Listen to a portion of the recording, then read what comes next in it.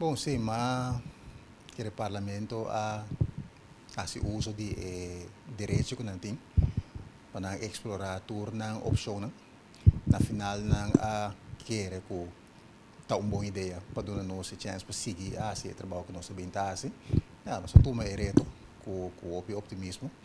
Nós esperamos em todo caso sim que é constante para outro de próximo 6 anos aqui.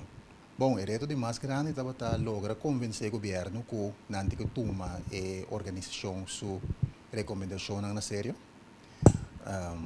Convencer o governo que não tem que tratar que o cidadão não também de uma maneira séria. Esse é o reto de mais grande.